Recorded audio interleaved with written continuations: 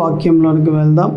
Mark సువార్త 10వ అధ్యాయము 21వ వాక్యం చదువుకుందాం. చూడండి. యేసు అతన్ని చూచి అతన్ని ప్రేమించి, నీకు ఒకటి కొదువుగా ఉన్నది, నీవు వెళ్ళి నీవు కలిగి ఉన్నదంతయు అమ్మి బీదలకిమ్ము, పరలోకమందు నీకు ధనము కలుగును, నీవు వచ్చి నన్ను వెంబడించుము అని చెప్పాను. ఈ మాటను బట్టి మనం ప్రార్థన చేసుకుని మరి వాక్య జ్ఞానం చేసుకోవచ్చు. దయచేసి ప్రతి ఒక్కరూ కూడా తలల ఉంచి ప్రార్థనలో ఏకీపించండి. ప్రార్థన. పరిశుద్ధుడా దేవ తండ్రి, ప్రభువా యేసు క్రీస్తు, అయ్యా ఇదిగో ప్రభువా, ప్రార్థన చేస్తూ ఉండగా మీ కృపాక్షేమములు మెండుగా కలగజేసి మీ కృపతో నింపి బలపరిచి నడిపింపచేయమని ప్రార్థిస్తూ ఉన్నాం ప్రభు. ఈ కొద్ది ప్రార్థన ఆలకింపచేయమని యేసు క్రీస్తు నామమున అడుగుచున్నాము తండ్రి, ఆమేన్. మరలా అదే వాక్యాన్ని చదువుకుందాం. యేసు అతన్ని చూచి అతన్ని ప్రేమించి, నీకు ఒకటి కొదువుగా ఉన్నది, నీవు వెళ్ళి నీవు కలిగి ఉన్నదంతయు అమ్మి బీదలకిమ్ము, పరలోకమందు నీకు ధనము కలుగును, నీవు వచ్చి నన్ను వెంబడించుము అని చెప్పాను. ఈ మాటను బట్టి మనం మాట్లాడుకుంటే, యేసు ప్రభువారు శరీరధారిగా ఉన్నప్పుడు ఆయన ఒక దారి గుండా నడుచుకుంటూ వెళ్తూ ఉన్నాడు. ఆయన అలాగను వెళ్తూ ఉన్నప్పుడు ఒక యవనస్తుడు వచ్చాడు. అతడు మహా ధనవంతుడు, చాలా ధనవంతుడు అన్నమాట. అతడు యవనస్తుడు వచ్చి, ప్రభువా, దేవుని రాజ్యంలో నేను దేవుని రాజ్యానికి వెళ్ళాలి అని అంటే నేను ఏం చేయాలి అని యేసు ప్రభు దగ్గర మొక్కాలు వేసి అడిగాడు. యేసు ప్రభు అన్నాడు, ధర్మశాస్త్రంలో 10 ఆజ్ఞలు ఉన్నాయి కదా, వాటి ప్రకారంగా నడువు, దేవుని రాజ్యం వెళ్తావు నువ్వు అని చెప్పాడు. అది చిన్నప్పటి నుండి నేను పాటిస్తూనే ఉన్నానయ్యా అని చెప్పాడు. అలాగా అయితే నీకు ఒకటి కొదువుగా ఉన్నది, అదేంటినంటే నువ్వు ఇంటికి వెళ్ళి నీకు కలిగినదంతయు అమ్మేసి పేదవారికి ఇచ్చే, అప్పుడు నన్ను వెంబడించు, అప్పుడు నువ్వు దేవుని రాజ్యంలోకి వెళ్తావు, అంతేకాకుండా దేవుని రాజ్యంలో నీకు ధనం కూడా కలుగుద్ది అని యేసు ప్రభువారు చెప్పారు. ఆ మాటను బట్టి ఆ వ్యక్తి వ్యసనపడి, ఇదంతా దేవునికి, ఏది పేదవారికి ఇచ్చేయాలా, అప్పుడు నేను దేవుణ్ణి వెంబడించాలా, లేదు అనేసి వ్యసనపడి వెళ్ళిపోయాడు. యేసు ప్రభు చెప్పినట్లుగా చేయలేదు. అంటే తనకి ఏమనిపించింది, ఈ డబ్బంతా ఇచ్చేస్తేనే కానీ నాకు దేవుని రాజ్యం దొరకదట అనేది అలాగ అర్థం చేసుకున్నాడు బహుశా. ఇక్కడ యేసు ప్రభు మాట ఆయనకి నచ్చగా వెళ్ళిపోయాడు వ్యసనపడి. ఇప్పుడు ఈ మాటను బట్టి మనం జ్ఞానం చేస్తే, యేసు ప్రభు వారు చెప్పినట్లుగా ప్రతి దాన్ని కూడా మనం వదిలేయాలి.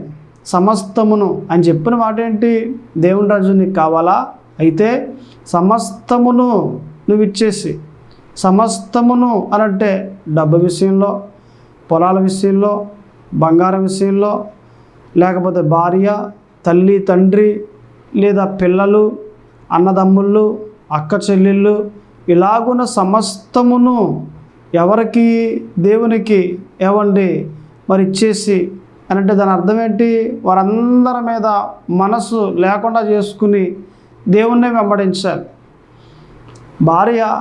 భార్యతో పాటు కలిసే ఉంటాం, భార్య మీద మనసు ఉండకూడదు. ఎలాగా, ఓకే దేవుడు నాకు భార్యగా ఇచ్చాడు, ప్రేమించమన్నాడు, ప్రేమిస్తూ ఉంటాను, అంతేగాని నా దేవుని కన్నా ఈ భార్య ఎక్కువైనదేం కాదు అని భార్య మీద మనసు పెట్టకుండా దేవుని మీదే మనసు పెట్టి దేవునికి ప్రధానమైన స్థానం ఇచ్చి ఏ వ్యక్తి అయితే నడుస్తాడో ఆ వ్యక్తి దేవుని రాజ్యపు వారసుడు, దేవుని బిడ్డ.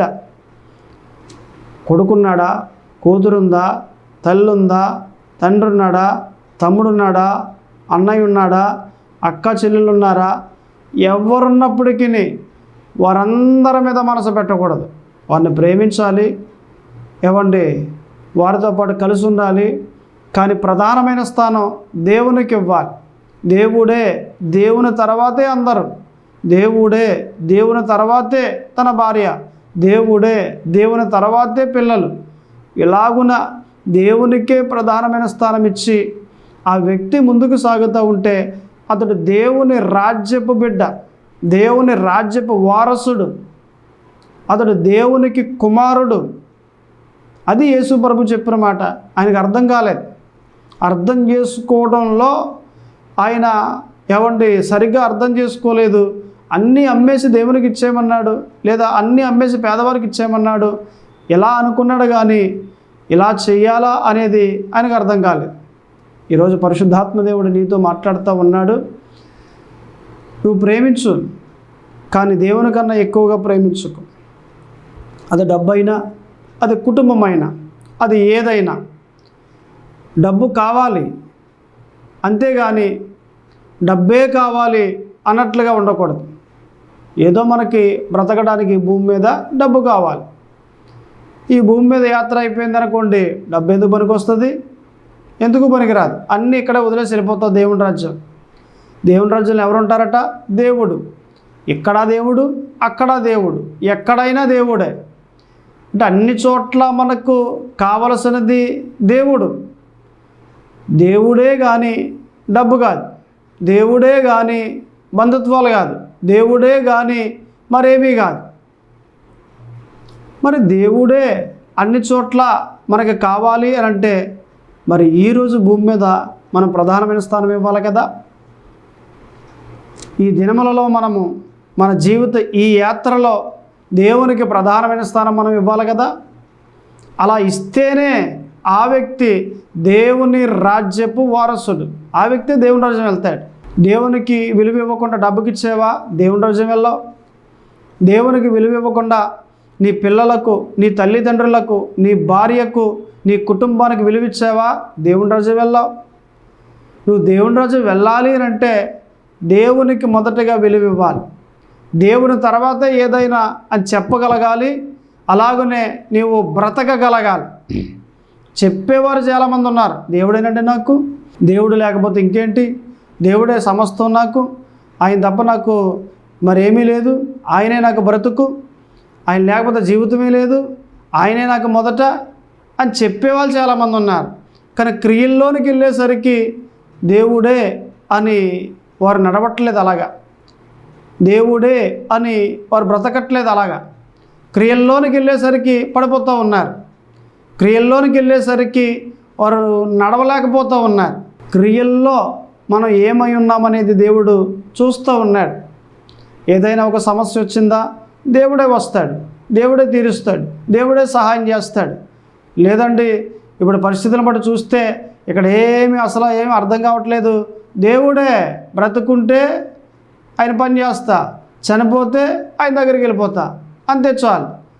ఇక్కడ కానివ్వండి, అక్కడ కానివ్వండి, ఎక్కడైనా ఆయనే నాకు అని ఇలాగున్న దేవునికి ప్రధానమైన స్థానం ఇచ్చి దేవుని కోసమే బ్రతికేవారిగా, అవసరమైతే దేవుని కోసం చనిపోయేవారిగా ఎవరైతే ఉంటారో వారండి దేవుని రాజ్యపు వారసులు. ఆ యవనస్తుడు అదే అడిగాడు. దేవుని రాజ్యం వెళ్ళాలంటే నేను ఏం చేయాలి ప్రభువా అని అన్నాడు. అది ఎలా చేయాలో, ఏం చేయాలో అనేది యేసుప్రభు చెప్పగానే ఆయనకి వ్యసనపాటు వచ్చేసింది.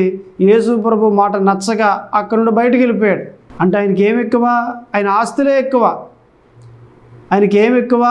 ఆయన డబ్బే ఎక్కువ. డబ్బు ఎక్కువ, దేవుడు ఎక్కువ? మీరే చెప్పండి. స్థలాలు పొలాలు ఎక్కువ, దేవుడు ఎక్కువ? దేవుడే ఎక్కువ అండి అని మాటల్లో అంటాం. మరి దేవుడే ఎక్కువైతే దశంభాగం దేవునికి ఎందుకు ఇవ్వట్లేదు అంటేనండి, ఇచ్చేయగలుగుతాం కానీ అంటే కొన్ని పరిస్థితులు ఇంకా బాకీలు ఉన్నాయండి, అలాగండి ఇలాగండి అంటే నీకు దేవుడు కాదు, డబ్బే ఎక్కువ. దశంభాగం ఇవ్వలేని పరిస్థితిలో ఉన్నావంటే, అంటే దేవునికి కానుకలు ఇవ్వలేని పరిస్థితుల్లో ఉన్నావనంటే నీ పరిస్థితి దేవుని కన్నా డబ్బే ఎక్కువ అని క్రియలు చెప్తున్నాయి. మాటల్లో ఒకవేళ నువ్వు చెప్పచ్చు దేవుడే ఎక్కువ అని, కానీ నీ క్రియల మట్టుకి డబ్బే ఎక్కువ అని చెప్తున్నాయి. మరి దేవుని రాజ్యపు వారసుడు ఎలాగవుతావు? సమస్తమును అన్నాడు. అంటే డబ్బు మీద మోహం పోవాలి కదా. మోహం పోతే దేవునికి ఇచ్చే దశంభాగ విషయంలో వెనక్కి ఉండం కదా, ఖచ్చితంగా ముందుకే ఉంటాం కదా మనం. ఏది స్థలాలు ఎక్కువ, పొలాలు ఎక్కువ, దేవుడు ఎక్కువ అని అంటే దేవుడే ఎక్కువ ఉండరు అంటాం. మరి అదే గ్రామంలో, మీ గ్రామంలో ఒక పాస్టర్ గారు, అమ్మ ఆలయం కట్టాలి, మరి మీ స్థలం ఉంది కదా, మరి ఎలాగో చెప్పండి అని అంటే దేవుడు ఆలయానికంటే ఇవ్వండి అని అంటారు. మరి దేవుడు ఆలయానికి డబ్బులు తీసుకుంటే బాగుండదు పాస్టర్ గారి దగ్గర, ఇవన్నీ ఎందుకులే వద్దులే అనేసి. అరే దేవుడికి ఇస్తున్నావు, నువ్వు నీ స్థలాన్ని దేవుడికి ఇస్తున్నావు. నిజంగా నీ హృదయంలో ప్రేమిస్తే దేవుణ్ణి, అలాగా పాస్టర్ గారు దేవుని ఆలయానికి కావాలా తీసేసుకోండి, అంతకు మించింది ఏముంది, ఆయనే ఇచ్చాడు ఈ స్థలం, మరలా ఆయనకి ఇవ్వడమా, ఓకే నాకు అంత ధన్యత మీరు నాకు కలగజేస్తూ ఉన్నారు తీసుకోండి అని ఉచితంగా ఎవడు దేవునికి ఇచ్చేసి ఆలయం కట్టడానికి కారణంగా నువ్వు ఉంటే అది నీకు ఎంత మేలది.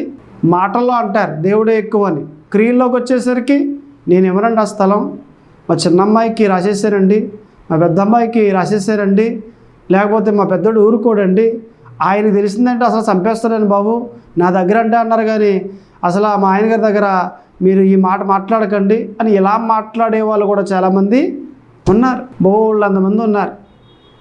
మాటల కోటలు దాడుతూ ఉన్నాయి, కానీ పనుల కనీసం భూమికి అరంగులం పెరగట్లేదు.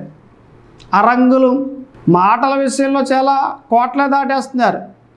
ఎన్ని మాటలో దేవుడేనండి అని చెప్పేవాళ్ళు, తీరా చూసేసరికి వాళ్ళ పరిస్థితులన్నీ క్రియల్లో పడిపోతూ ఉన్నారు. పనుల్లోకి వచ్చేసరికి ఏమాత్రము అసలు దేవుని కోసం నిలబడే స్థితి వారిలో కనిపించట్లేదు. కాబట్టి ఇక్కడ యేసు ప్రభు ఏం చెప్పాడు, నీవు కలిగి ఉన్నదంతయు అమ్మేసి పేదవారికి ఇచ్చేయి, అప్పుడు పరలోకమందు నీకు ధనం కలుగుతుంది, నువ్వు వచ్చి నన్ను వెంబడించు అని అన్నాడు. అంటే కలిగి ఉన్నదంతయు పేదవారికి ఇచ్చేయాలి. పేదవారికి ఇస్తే ఎవరికి ఇచ్చినట్లు, దేవుడికి ఇచ్చినట్లు. అంటే దాని అర్థం ఏంటి, కలిగి ఉన్నదంతయు దేవునికి ఇచ్చేయాలి. కలిగి ఉన్నదంతయు దేవునికి ఇచ్చేస్తే నిశ్చయముగా దేవుడు నిన్ను జ్ఞాపకం చేసుకుంటాడు.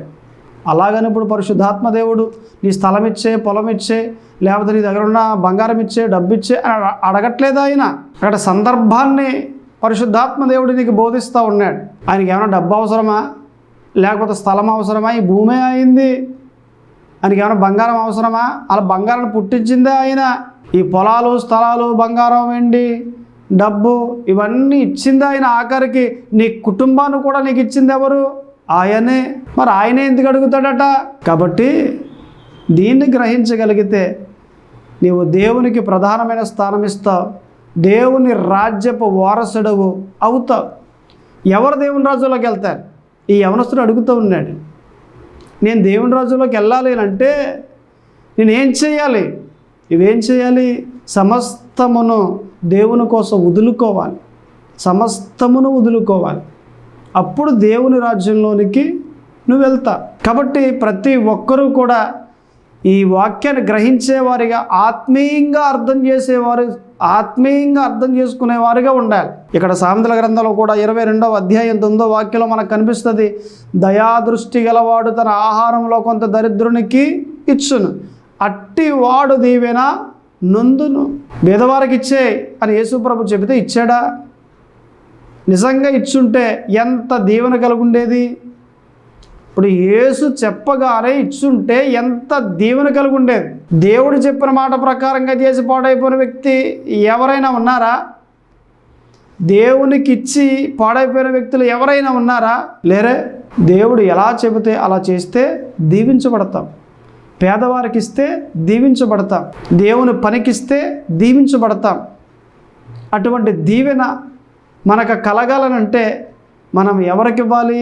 పేదవారికి. ఇప్పుడు ఒక అడుక్కునే వ్యక్తి ఒక గ్రామంలోనికి అడుక్కోవడానికి వచ్చాడు. సరిగ్గా ఒక ఇంటికి వచ్చేసరికి గోడ మీద ఒక పిడక కనిపించింది. ఆ పిడక మీద అరిచేయి చూడగానే పెద్ద అరిచేయి అది.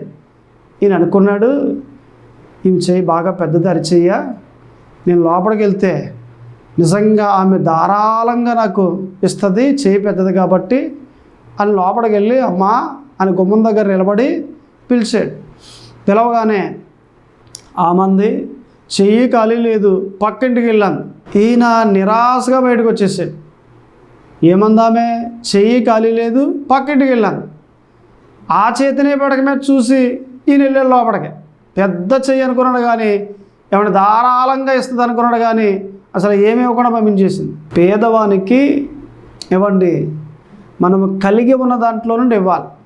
పేదోడికి ఇవ్వాలండి. ఒక 2 రూపాయలు ఇవ్వు, పోనీ నీకు కలుగుంటే 10 రూపాయలు ఇవ్వు, లేకపోతే 5 రూపాయలు ఇవ్వు, లేదా పోనీ 2 రూపాయలు ఇవ్వు. నువ్వు ఎంత ఇచ్చేవా అనేది కాదు, కానీ ఇచ్చేవా లేదా అనేది ముఖ్యమైనది. ఇప్పుడు నీ దగ్గర లేవనుకో, బయటికి వెళ్ళో, చిల్లర లేదు, ఓకే, దానికి ఏం కాదు. పోనీ ఇంటికి వచ్చినప్పుడు చిల్లర లేదు, ఒక గుప్పుడు బియ్యం వెయ్యి, అది కూడా కలిగి లేవా? ఒక గుప్పుడు బియ్యం అలాగా తన సంచిలో వేస్తే అది ఎంత ధన్యత, అది ఎంత దీవెన, అది ఎంత ఆశీర్వాదం. అది అటువంటి అవకాశాన్ని పోగొట్టుకుని మన ఇంటికి వచ్చిన వారిని బాధతో పంపిస్తే అదే బాధ మనకు కూడా కలుగుద్ది కదా. మనుషుడు ఏది విత్తితే ఆ పంటనే కోయును అన్న మాట ప్రకారంగా మన ఇంటికి వచ్చిన బీదవాడిని బాధ పెట్టి పంపిస్తే మన జీవితంలో కూడా బాధే వస్తుంది కదా, ఆ పంటే వస్తుంది కదా. నీ వల్ల ఒక వ్యక్తి ఇబ్బంది పడ్డాడంట, అదే ఇబ్బంది మరలా నీకు వస్తుంది. నీ వల్ల ఒక వ్యక్తి బాధపడ్డాడంటే అదే బాధ మరలా నీకు వస్తుంది. నీ వల్ల ఒక వ్యక్తి సంతోషపడ్డాడనంటే ఆ సంతోషమే మరలా నీకు వస్తుంది. ఒక వ్యక్తిని బాధ పెడతావా లేక సంతోష పెడతావా? నువ్వు ఆలోచించేయి. బాధ పెడితే నీకు బాధ వస్తుంది, సంతోష పెడితే నీకు సంతోషం కలగదు. కాబట్టి దయాదృష్టి గలవాడు తన ఆహారములో కొంత దరిద్రునికిచ్చును, అట్టివాడు దీవెన నందును. ఎవరికి దీవెన కలుగుద్ది అంటే పేదవారిని చూసేవారికి దీవెన కలుగుద్ది. పేదవారికి ఇస్తే దీవెన ఆశీర్వాదములు కలుగుతాయి. ఇంకా మనం చూసినట్లయితే మరి కనిపిస్తుంది మత్తయి సువార్తలో 6వ అధ్యాయంలో 20వ వాక్యంలో మనకు కనిపిస్తుంది, పరలోకమందు మీ కొరకు ధనమును కూర్చుకునుడి. ఇప్పుడు యేసు ప్రభు వారు సమస్తమును అమ్మేసి బీదలకిచ్చే అని చెప్పాడు. అప్పుడు నీకు పరలోకమందు ధనము కలుగును అని అన్నాడు. ఎప్పుడట? పేదవారికి ఇస్తే ధనం కలుగుద్ది. ఏం కలుగుద్ది చెప్పండి? ధనం కలుగుద్ది. ఎక్కడది? దేవుని రాజ్యంలో. అక్కడ ఒక బ్యాంక్ ఉంది, ఆ బ్యాంకులో అకౌంట్లు ఉన్నాయి. నీ అకౌంట్లో ఈ ధనమంతా వెళ్ళి అక్కడ పడుతుంది. ఇక్కడ 2 రూపాయలు ఇచ్చేవనుకో పేదవానికి, నీ అకౌంట్లో దేవుని రాజ్యంలో ఉన్న ఆ అకౌంట్లో పడుతుంది వెళ్ళి. అక్కడ దొంగలు వచ్చి దొంగిలించరు, తుప్పట్టేది అక్కడ. ఇక్కడ అనుకోండి దొంగలు దొంగిలిస్తారు, లేదా కాగితాలు ఏమన్నా దాచి ఎక్కువ కాలం అయిపోయిందనుకోండి తుప్పట్టేస్తాయి. అక్కడ మట్టుకి తుప్పు పట్టదు, అలాగనే దొంగలు దొంగిలించారు. మరి మనము మన సామర్థ్యంలో నుండి ఎంతైతే వేయగలమో, ఎంతైతే ఇవ్వగలమో అంతా ఇస్తే అది ఎంత మనకు దీవెన, అది ఎంత మనకు ఆశీర్వాదము. ఇంకా అలాగనే మనం చూస్తే 2వ తిమోతి 3వ అధ్యాయం 10వ వాక్యంలో మనకు కనిపిస్తుంది, అయితే నీవు నా బోధను, నా ప్రవర్తనను, నా ఉపదేశమును, నా విశ్వాసమును, నా దీర్ఘశాంతమును, నా ప్రేమను, నా ఓర్పును వెంబడించితివి అనే మాటలు మనం చూస్తాం. ఇది పౌలు చెప్తూ ఉన్నాడు. ఏమని చెప్తూ ఉన్నాడు? నన్ను వెంబడించావు. దేని వెంబడించావు? బోధ, ప్రేమ, విశ్వాసము, దీర్ఘశాంతము, ఉపదేశము, ఓర్పు అని ఇలా చెప్పుకుంటూ వచ్చాడు పౌలు. తిమోతి అంటే ఎవరు? ఆత్మీయ కుమారుడు. తనకు చెప్తూ ఉన్నాడు నన్ను వెంబడించావు అని. ఇదే మాట యేసు ప్రభువారు యవనస్తునితో చెప్తా ఉన్నాడు. ఏమని? నువ్వు వెళ్ళు, కలిగి ఉన్నదంతా అమ్మేసి బీదవారికి ఇచ్చే, అప్పుడు నీకు దేవుని రాజ్యంలో ధనం కలుగుద్ది, తర్వాత వచ్చి నన్ను వెంబడించు అన్నాడు. అంటే దేవుని వెంబడించడం అంటే అర్థం ఏంటి?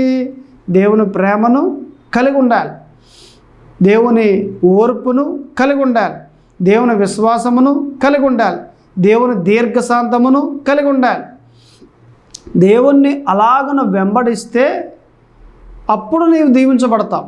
దేవుని రాజ్యములో ఒక వారసునిగా నీవు ఉంటావు. దేవుని రాజ్యానికి ఎవరు వెళ్తారు అని అంటే బీదవారిని చూసేవారు దేవుని రాజ్యం వెళ్తారు. ఎవరట?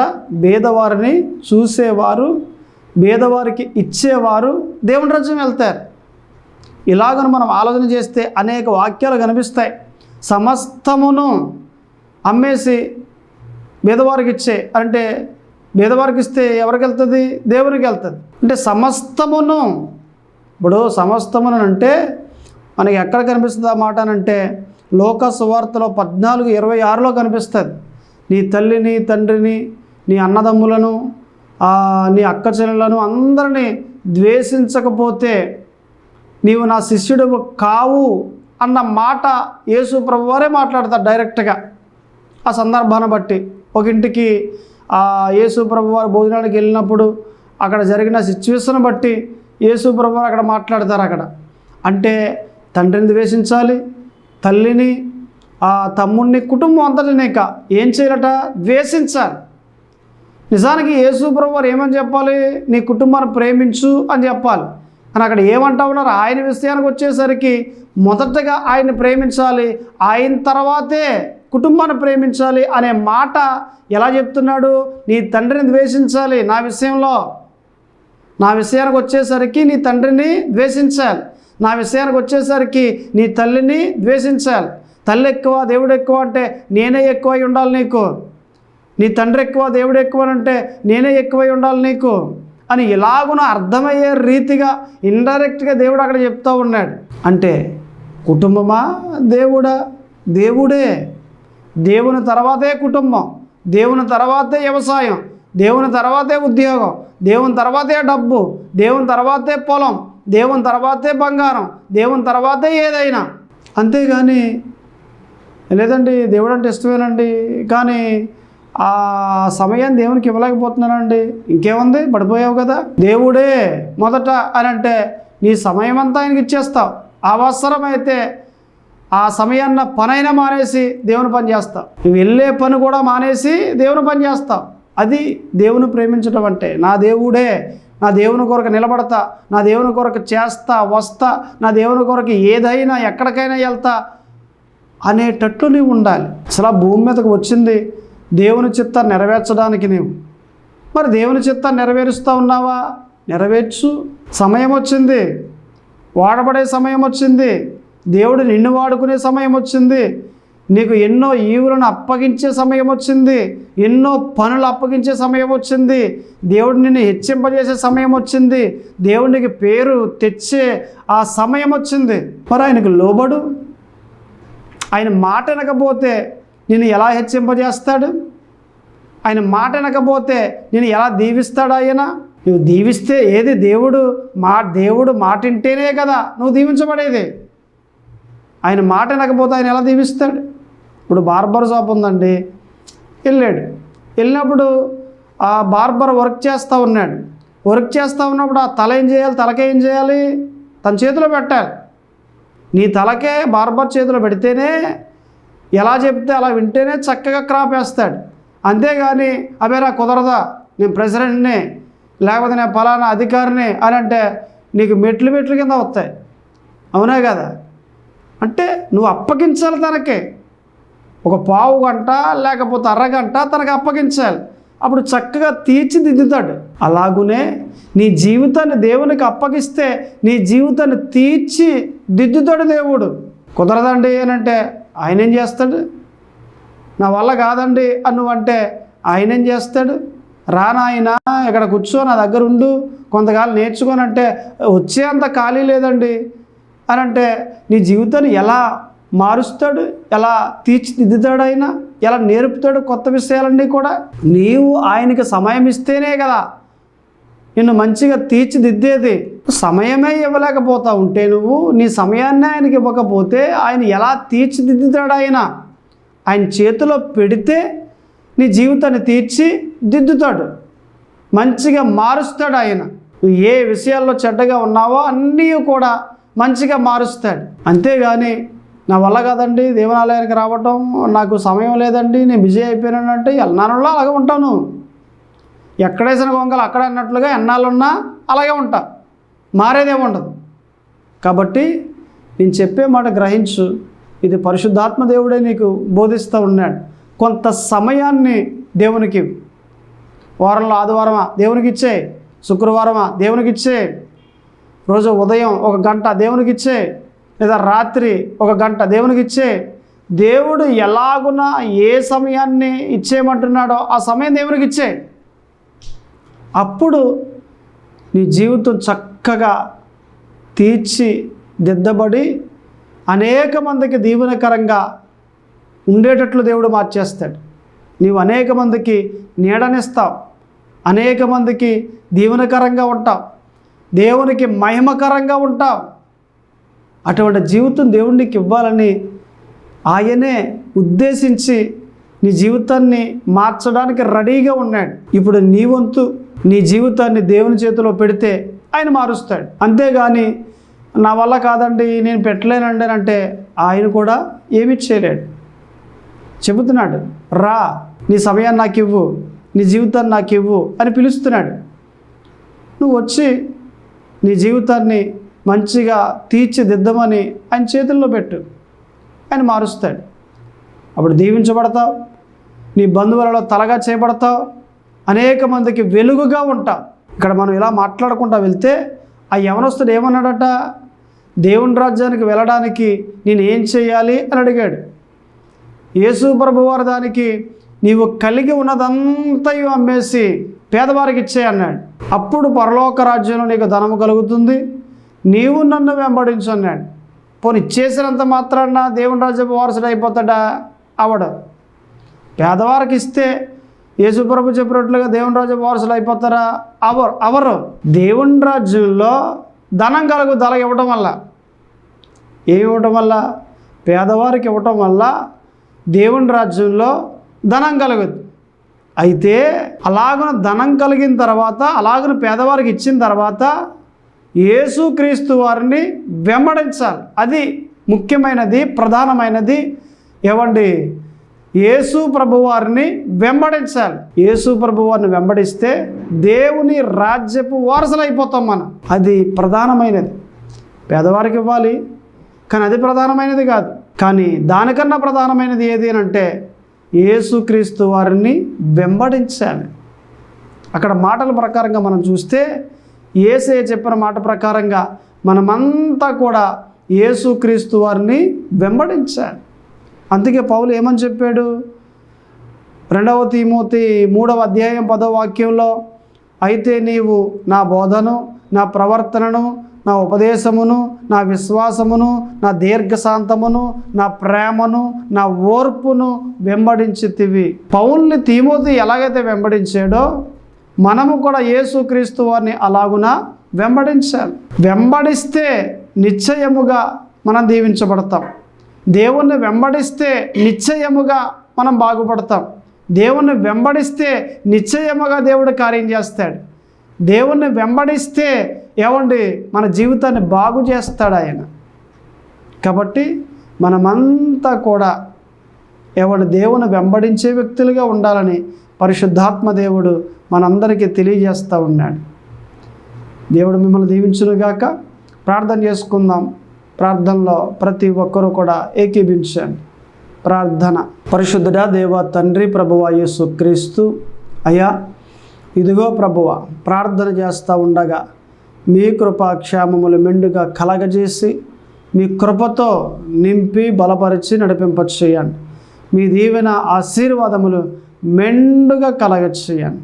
ఈ కొద్ది ప్రార్థన ఆలకింపచేయమని యేసుక్రీస్తు నామమున అడుగుచున్నాము తండ్రి. ఆమేన్.